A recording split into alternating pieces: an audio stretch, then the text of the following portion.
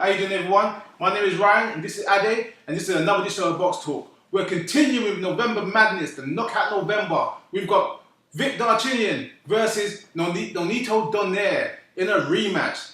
Is a rematch necessary? Nope. But I ain't gonna complain. Look, it's a great matchup.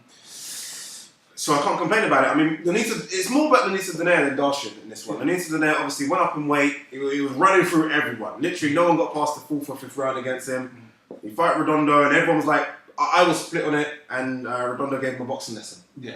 And it kind of stemmed it down. I think Bob Arum had him on as this next Pacquiao, not only because of the Filipino thing, but the fact he was moving through the weights. Yeah. He was fast. He had knockout power, left-handed as well. I think So it was almost like, oh my god, this is the new Pacquiao. And I think he even started to build him up for his own pay-per-view. He kind of sold out the MGM Grand, and everyone wanted to see. Madison Square Garden. Everyone wanted to see what happened next, and he got beat. So it's almost like the real rebuilding process. So what better way to rebuild than someone in a little war with they knocked out in the fifth round? And I think that's what they're doing. See, good fight. It's going to be entertaining no matter how it goes. But I'm like, why have the rematch? In the sense where, okay then, let's look at like I broke it down.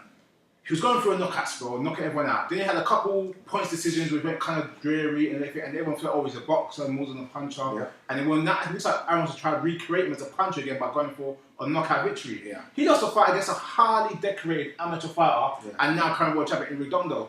So there's no shame in losing the fight. And then again, he got a boxing lesson, but he was competitive at times and made the fight interesting.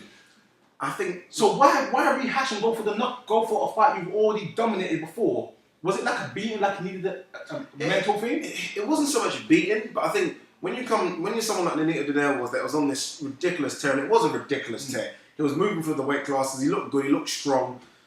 And then you don't get a beating, but you get a boxing lesson. I mean, some people had it as wide as 10 points in that fight. That's embarrassing. Yeah, for someone that Aaron was touted as the next Pacquiao. Don't remember, Redondo's a great boxer, but his professional record is very slim. And so he's only had 11 fights. 11, 12 fights. Yeah, so for someone like that to give Nonito Donaire, who was supposed to be remember Nonito Donaire before that Redondo fight was a lot of people pound for pound number 3. Yeah, okay, but you're talking about a guy that was multiple Olympic champion, multiple world champion, multiple Pan Am Games, all the type of international titles you could win. This guy's got a room full of them. At amateur level. You knew going into the fight, this guy was a serious boxer.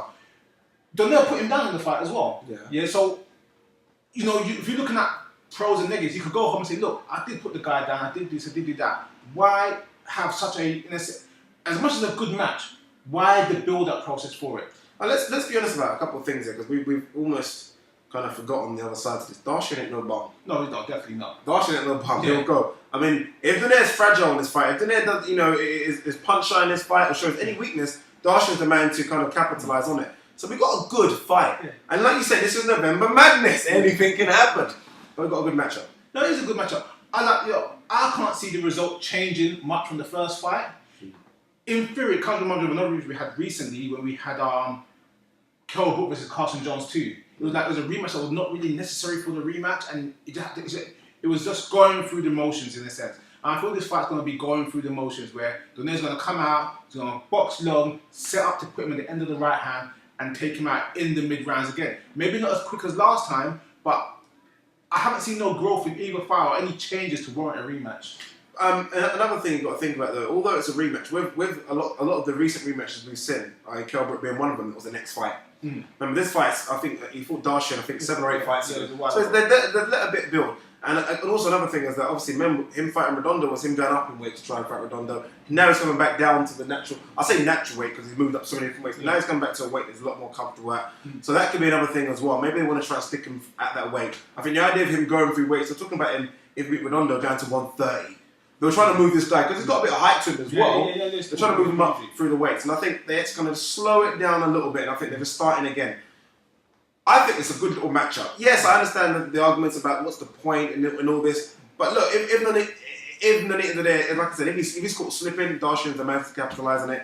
I've had a fight before. Darchinyan's on a nice little run himself. Why not? No, I don't want to talk about the promotional wars issue, but I think this is one of those fights which proves about the promotional wars in a sense, whereas there's other fighters for him out there, but because of the situation with the feuding promoters and TV companies, you can't get the fights that really make a difference in the division right now. that's the be all end all of it really. You know, to be fair, Top Rank seems to have more of the smaller guys in the weight classes. Yeah, seems to have more of them. But there's a few marquee names. I don't want to say them, but we know who they are. And I'm trying to say on the other side, Abdomars. which could have been a good fight, both coming from a loss, both bringing back into the title picture, which could have happened, and it's not happening for that strict reason. Yeah, because it's one of those fights where you look at, okay, Donaire wins and he wins impressively. Where does he go from here? Again, does he go back up to one? Does he try and go back up again and wait to fight Redondo again?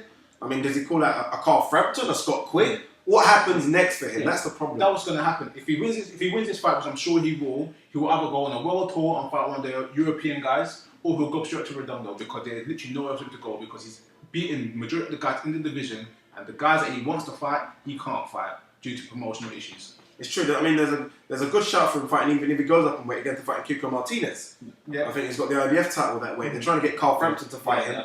Don't know if it's going to happen. Yeah. I mean, it's a way for Donaire to get a title, and then if they want to try and do the Redondo rematch, it's a titleless versus titleless. Who knows? I think for someone like Donaire, I think the title makes him a little bit more money, but he's a type of fighter that doesn't need the title. Yeah. You know, he's got the following, he's got the fan base, he's got the TV companies behind him. He doesn't really need a title to carry himself through the division. A lot of fighters who just relinquish belts, they don't need it. So the belt is less an issue, but I think it's more about credible opponents for a young, talented fighter. Yeah, I think it's also the fight. As much as I'm definitely going to watch it, there's no way I'm not going to watch it. It's a bit of desperation for Aaron here as well. I mean, behind Pacquiao, who's probably going to retire in the next 2 or 3 fights. Mr. as they called him, Flash was supposed to be the next one that was going to be the dominator and be the pound-for-pound pay-per-view king. He got the loss. He's taking a setback, and now he's trying to put him on against a winnable opponent. I think there could be a surprise in this fight. But Ryan, what do you think? I'm going for Donaire by mid-round stoppage. Most probably one-punch knockout. Yeah, most probably. And you know, and that's not being bad, but I cannot see the fight changing much from the first fight. I think Donaire was embarrassed more than beat up in the fight against Redondo. He not got wear and tear. He weren't badly cut. He weren't knocked out or disorientated. He's going to come back in the same fight, the same discipline as before, just knowing that he can't beat the one guy ahead of him. You know, I'm for the first time ever going to have to agree with Ryan.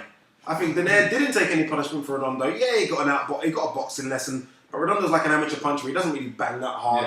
Yeah. It was more of an embarrassment. Okay, what do I do next? And I think Donaire will prove it to us again. He apart from Redondo, everyone's got that kind of one person they can't beat. It's similar to Carl Froch with Andre Ward. I think Carl Froch will clean up anyone below that. Yeah. But there's one person on the top, and I think that is Redondo, that he won't be able to beat. But I think below that he cleans up, and I expect him to stop.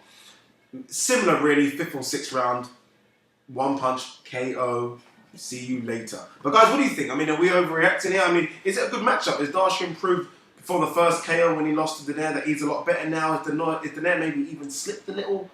Leave your comments below or email us at BoxTalk@hotmail.co.uk. And guys, thanks for tuning in for another edition of BoxTalk.